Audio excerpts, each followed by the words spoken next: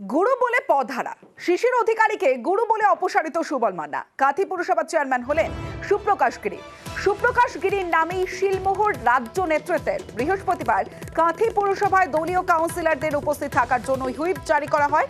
সভায় দলের তরফে সুপ্রকাশ গিরির নাম ঘোষণা করা হয় ও ভাইস চেয়ারম্যান পদে নিরঞ্জন মান্নার নাম ঘোষণা করা হয়। আমি একজন রাজনৈতিক কর্মী।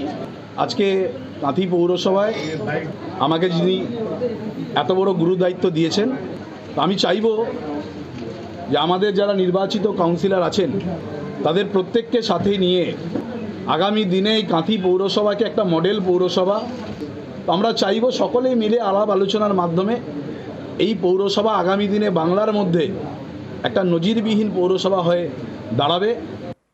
তবে সুবল মান্না তিনি কোনো মন্তব্য করতে না চাইলেও তিনি জানান যে হাইকোর্টের রায়ের অপেক্ষায় রয়েছেন। হাইকোর্ট যা রায় দেবে তিনি মাথা পেতে নেবেন। আমি বলবো না, মহামান্য হাইকোর্ট কেস আছে, দ্বারস্থ হয়েছি আমি। হাইকোর্ট যে রায় দেবে এখনো বলছি মাথা পেতে গ্রহণ করব। কাঁথিতে অনেক নেতা আছে, মন্ত্রী আছে, একটা দলের চেয়ারম্যানকে সরিয়ে দিয়ে আতশবাজি ফাটানো, আবির মাখা মানুষের কাছে কতটা গ্রহণযোগ্য আগামী দিনে তা বলবে।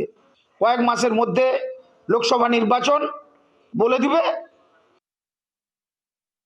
দল বিরোধী কাজ করেছি বলে আমার মনে হয়নি। আমি 15টা কেস করেছি অধিকারী পরিবারের এগেনস্টে। তখন এই মন্ত্রী মহোদয়েরও বুকের পাটা ছিল না বা অন্য কারুর পাটা ছিল না।